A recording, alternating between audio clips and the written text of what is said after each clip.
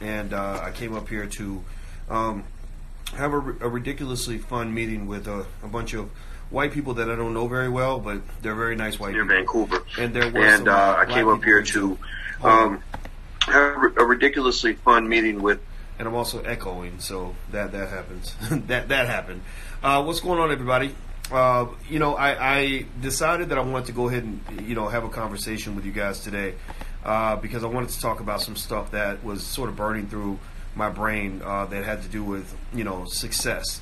One of the things that I believe is that we're kind of lied to when it comes to success. I believe that we're not just lied to, but they withhold information from you. And personally, I think that this is detrimental to a lot of our youth. I think that it's detrimental to our community. It's detrimental to our people. And in fact, I was actually, hollering at my boy today about, rappers, right? We were talking about one of the rappers that, just puts out bullshit, right? He's kind of crazy. He kind of, raps about stuff that just doesn't make any sense. And he kind of, sets an example for black youth that is probably going to get you killed or put in prison or have you like dying of AIDS or have you like broke as fuck or whatever it is. Excuse my French. I don't mean to cuss, but I sometimes I cuss. If you don't know that about me, then now you know. And and I said, wow, this dude, he's really damaged. They're really putting this guy out here. He's sort of spreading this message of, that's really kind of tantamount to mental illness. I won't say his name because I ain't trying to have no beefs with rappers. But, it was like interesting because the guy said, he said, well, the guy behind him is actually an old Jewish man. And I said, really? Okay, that's interesting.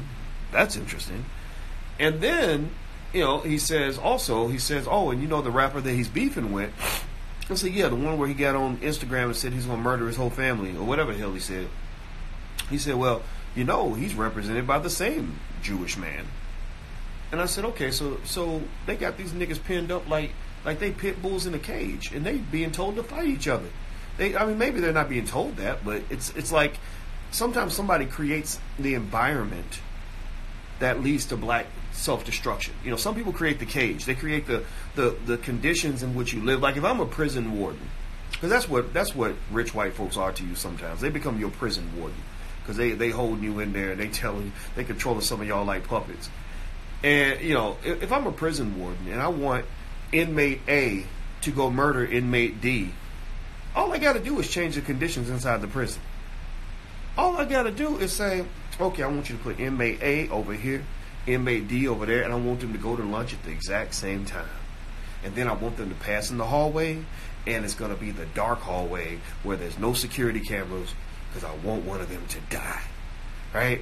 And that's what they do to you. That's kind of what they do to the black male in America. They pretty much, kind of like get them together like prison inmates, like dogs, like y'all both working for Michael Vick back when he was dog fighting? That's what it was. It was like dog hunting. It wasn't hunting, it was fighting. And they kind of just sort of pit you up against each other and they just laugh at you because you're looking stupid. You're looking retarded right now. Because what they do is they kind of do stuff to you that they would never do to themselves. See, they don't do that to little Jewish teenagers. They don't have little Jewish teenagers talking about, I'm gonna go murder my Jewish brother with an AK-47 tomorrow because he dissed my chubby girlfriend or he told me my Nikes were whack or whatever. They don't have their children being fed with these messages like I was just sitting here and I was like, I'm gonna tell you like this. I'm gonna be honest with you. I really like Cardi B. All right, y'all, let me get off my feelings. Who knows how to dance merengue? Do I have any Hispanics in the building? Or salsa?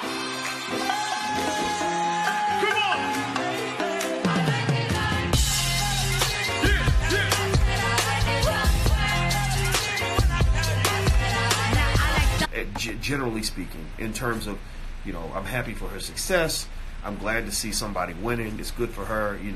Is she going to be winning 5 years from now? I don't know. But she's winning right now. And she's winning because she's hardworking. She's smart. She just isn't, But then I saw her song and she was like, you know, in one of her songs, and she's like, I came through dripping. I came through dripping. You know, I shit on these hoes. I look down on these hoes, trying to make love in the Sprinter.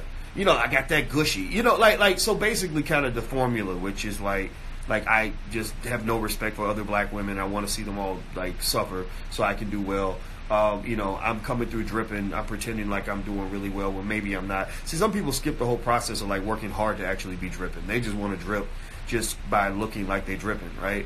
Dripping to me, I'm old, so dripping to me is like means you wet. You need to go take a, you know, get a towel or something because you just, or you know, if you ever have sex with somebody and they dripping from their genitals, you should go to the doctor. But dripping, I assume, is like the next step to making it rain. Like I make it rain. So now instead of creating rain, I create drips. All right, fine, whatever.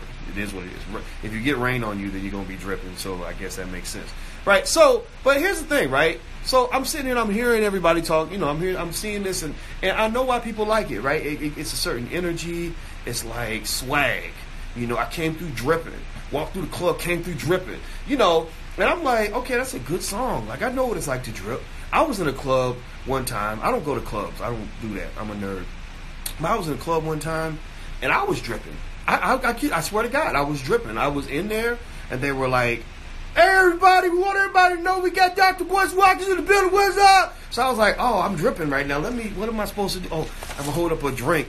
So I had my drink. This is a can of oatmeal, a little oatmeal bowl, but I was like, hey, yeah. Yeah, I had water in my drink. But, you know, I was like, okay, so I'm dripping right now. But, you know, the thing about it is that, you know, when I think about people that are dripping, like you drip because you work hard for that. You know, you have to earn that. You earn that status. You got to work for that. You know, thousands and thousands of hours of hard, consistent work is what allows you to start dripping. Like, you can't just be dripping just because you went out and got wet. Like, you can't be dripping just because you say I'm dripping. Like, and dripping because Cardi told him to say that. That's fine. Because y'all, you know, some of us are young people like zombies to hip hop. Whatever the rappers say is what our kids do. Even though so many of the rappers swear they have no influence on what young people do. Well, they need to listen to their parents. Their parents will tell them, no. When my daughter comes in and say, Daddy, I was dripping today. I'm dripping. Like, she got that from a rapper. She didn't get that from her daddy, right? You know, so y'all know how that shit works. Y'all know what happens. Y'all know the rappers, you know, shape the minds and the thinking of so many kids. And the good thing, you know, one thing I can say about Cardi is that as a person, Cardi B, as a person, she seems to really want the best for everybody. She seems to be a sweet human being. And people I know that have met her, interviewed her, stuff like that, they say the same thing. She's a sweet person. I really like her. You know, now, I think but now the thing is, what you say in your music, you know, is not always the same as what you are as a person, right? You know, so I'm listening to the lyrics, and I'm kind of like, damn, like, wow. Like, so basically, you know, if you're a woman, you're kind of like, you're valued by whether you're wearing, what kind of clothes you're wearing. She talks a lot about her clothes. You know, like I got, you know, I like Versace and Gucci and all this stuff. She talks a lot about her vagina. Apparently her vagina, maybe it's like a really popular website. Was happening? Get the comment section, subscribe, make sure you hit that like button. Oh, shit.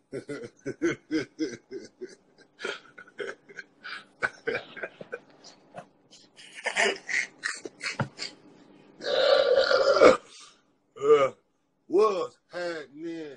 Get in the comment section, make sure you hit that like button, subscribe. God damn.